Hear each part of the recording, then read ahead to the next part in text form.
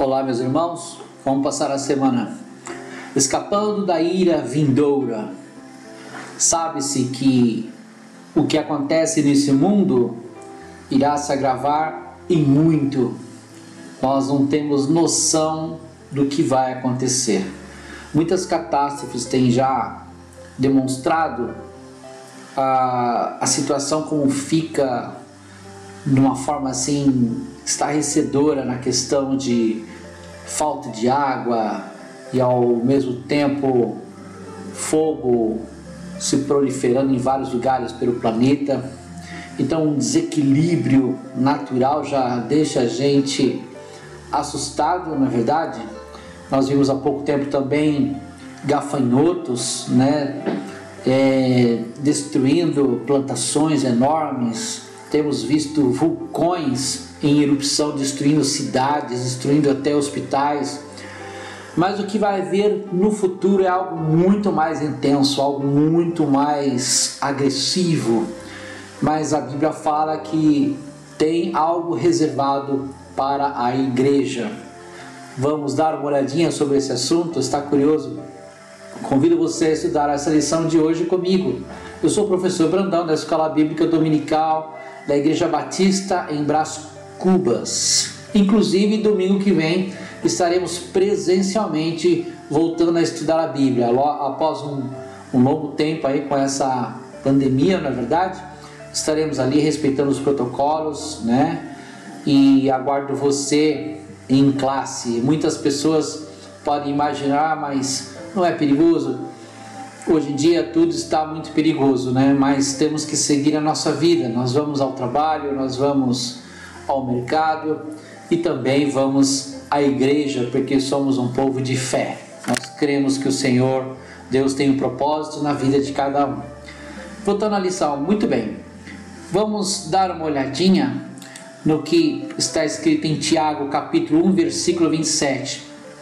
Olha o que está escrito: e esperar dos céus a seu Filho, a quem ressuscitou dos mortos, a saber, Jesus, que nos livra da ira futura. Tiago capítulo 1, versículo 27.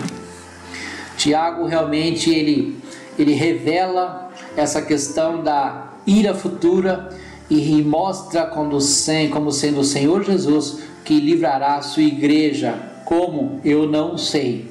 Mas Apocalipse fala vários aspectos sobre as coisas que acontecerão no futuro, João recebeu essa revelação quando ele estava exilado na ilha de Patmos. E olha o que está escrito no capítulo 20, do 11 ao 15. E vi um grande trono branco, e o que estava sentado sobre ele, de cuja presença fugiu a terra e o céu, e não se achou lugar para eles. E vi os mortos, grandes e pequenos, que estavam diante de Deus, e abriram-se os livros, e abriu-se outro livro, que é o da vida, e os mortos foram julgados pelas coisas que estavam escritas nos livros, segundo as suas obras. E deu o mar os mortos que nele havia, e a morte e o inferno deram os mortos que neles havia, e foram julgados cada um segundo as suas obras. E a morte e o inferno foram lançados no lago de fogo. Esta é a segunda morte. E aquele que não foi achado escrito no livro da vida foi lançado no lago de fogo. Então há uma condenação aí, há uma revelação dos acontecimentos, Pessoas que morreram queimadas, pessoas que morreram afogadas, tudo serão novamente apresentadas como um corpo ressuscitado, A Bíblia fala que os mortos ressuscitarão primeiro, e esses mortos serão devolvidos, cada um conforme a sua morte. E tudo isso vai ser um fechamento, Uma contabilização de Deus sobre os fatos que aconteceram nesse planeta. Estamos vivendo o fim dos tempos, a volta de Cristo é iminente. Você está preparado para este evento? É importante a gente refletir sobre esse assunto, é importante nós entendermos isso de uma visão muito clara, porque a Santa Ceia, inclusive, ela fala, fazer isso em memória de mim até que eu venha. Então a ceia, o principal foco da ceia é dar um choque de realidade na gente, é dar um break nas nossas afazeres e nos nossos interesses e trazer sempre a memória que Jesus um dia voltará e que Ele é o pão vivo que desce do céu, Ele é quem nos alimenta, né? E no momento da ceia nós fazemos a reflexão de nossas vidas, né? Examine-se, pois, o homem a si mesmo, né? Então vamos acertar os ponteiros aí, né? Vamos corrigir o que está errado e vamos continuar no que está certo. Então é um momento, é um memorial para que a igreja esteja sempre lavando as suas vestes. E isso é muito interessante, e isso é muito revelador para nós. Certamente você já ouviu alguém falar que os ponteiros no relógio de Deus estão quase se cruzando. Os sinais da volta de Jesus são visíveis e incontestes. O cristão é capaz de discernir os sinais dos tempos e estar pronto para receber Jesus com avidez e alegria. É mesmo, né? Isso é interessante. A igreja sabe, conforme as coisas vão mudando, conforme as coisas vão avançando de uma forma assim tão estarrecedora, nós sempre temos um olhar para a Bíblia. Por isso que a Bíblia é o livro mais vendido no mundo. Billy Graham, inclusive, fala em uma de suas frases: a Bíblia é o livro mais atual do que a manchete que vai sair no jornal de amanhã. E olha, os tópicos que nós vamos dar uma olhadinha são 3. O que representa a ira vindoura, um evento marcante escapando da ira vindoura. E olha só, esclarecendo o que é ira, ira vindoura, para quem será o juízo final e uma sentença irreversível, crendo na obra da redenção e atitudes que nos livram da condenação. Então a igreja, ela é preparada, né? A igreja é revelado para ela. Então, ponto-chave: a condenação da humanidade veio pelo pecado, mas a salvação veio pela obra do Senhor Jesus na cruz do Calvário, que permite a todo aquele que o aceitar como Salvador livrar-se do dia da ira. Então veja, se você está em dúvida, se você está meio fraco na fé, meio cambaleando, lembre-se que é o Senhor Jesus na cruz do Calvário que comprou você de uma forma assim impactante. Não foi nem com ouro nem com prata, mas foi com o seu sangue derramado na cruz do Calvário. Então Ele é o nosso Salvador, Ele é quem pode nos livrar. E olha o que diz em Apocalipse 6: e dizia aos montes e aos rochedos: cai sobre nós, escondei-nos do rosto daquele que está sentado sobre o trono e da ira do Cordeiro, porque é vindo o grande dia da sua ira, quem poderá subsistir? Essa frase é a frase de pessoas desesperadas, né?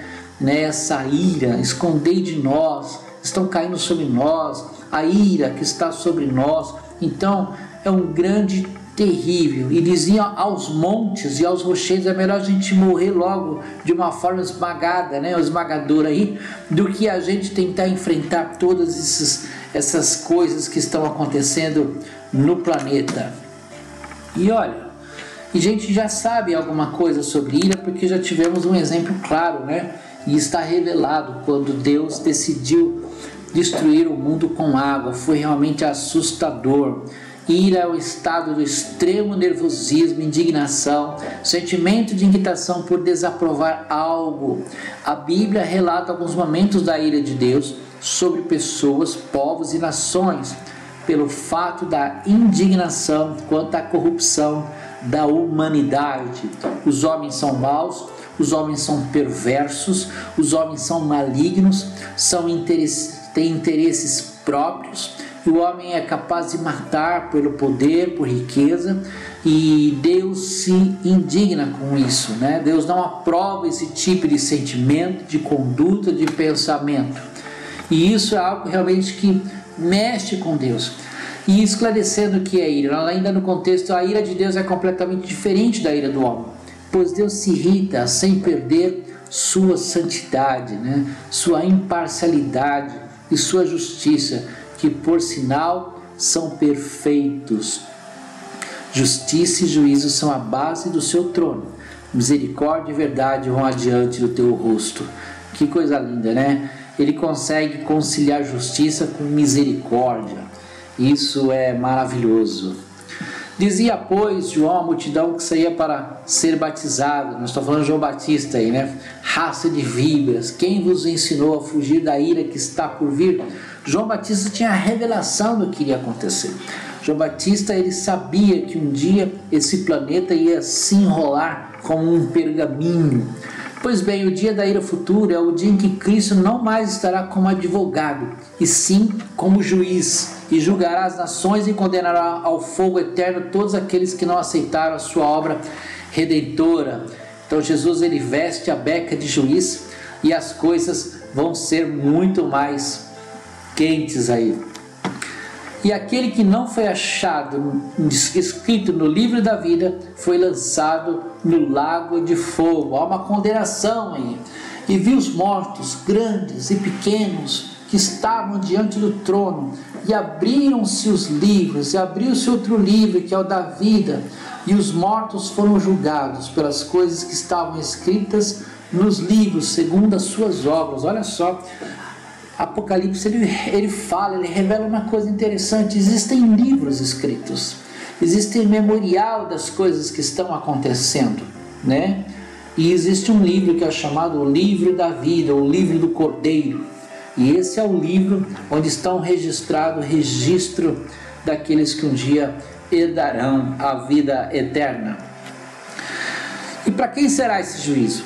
Segundo a Bíblia, o juízo será para os anjos caídos e para as nações. Apenas quem não participará do juízo como réus serão aqueles que foram arrebatados e os que ressuscitaram. Então, 1 Tessalonicenses 4,16 falam que aqueles que estão salvos e ressuscitam com Cristo não passarão por esse juízo. E é irreversível. Diante do que a Bíblia diz, no juízo final as pessoas se apresentarão diante do grande trono branco, onde Cristo estará sentado, e aquele cujo nome não se encontrar escrito no livro da vida será condenado eternamente. E o diabo que os enganava foi lançado no lago de fogo e enxofre, onde está a besta e o falso profeta, e de dia e de noite serão atormentados para todos sempre. Apocalipse 20, 10. Então veja, isso é um fato, isso é uma verdade, isso está escrito, e se isso foi revelado de uma forma assim tão assustadora, é para que nós, igreja, tenhamos uma visão atenta sobre os fatos, tenhamos um comportamento sempre esclarecido sobre a ira vindoura. E olha, logo mais, em Romano está escrito, logo muito mais agora, sendo justificado pelo seu sangue, seremos por ele salvos da ira. Então o que vai escapar da ira? O que vai garantir de você escapar da ira? O sangue de Jesus, né? É por ele que seremos salvos, é por ele que seremos guardados, né? O Senhor Jesus, através do seu sangue, ele nos trará uma redenção plena e nos fará participante de uma vida eterna, gloriosa com ele. A condenação da humanidade veio pelo pecado, mas a salvação veio pela obra do Senhor Jesus na cruz do Calvário, que permite a todo que o aceitar como Salvador livrar-se do dia da ira. Porque Deus enviou o seu Filho ao mundo, não para que condenasse o mundo, mas para que o mundo fosse salvo por ele. João 3,17, né? Então, a estratégia de Deus para salvar o mundo, dar uma chance de garantir salvação para a humanidade, é através do seu Filho Jesus. E atitudes que nos livram da condenação: seguir a paz com todos e a santificação, sem a qual ninguém verá o Senhor. É necessário amar a Deus, santificar-se e amar o próximo como a si mesmo. Regras básicas e fundamentais para livramento do dia da condenação. Tenha isso como um hábito na sua vida. Tenha isso como algo realmente, algo a ser constantemente praticado, né? Amar o próximo e santificar, estar separado, né, para as coisas de Deus. Atitude que nos livram da condenação. Já não haverá mais tempo quando o juízo vier.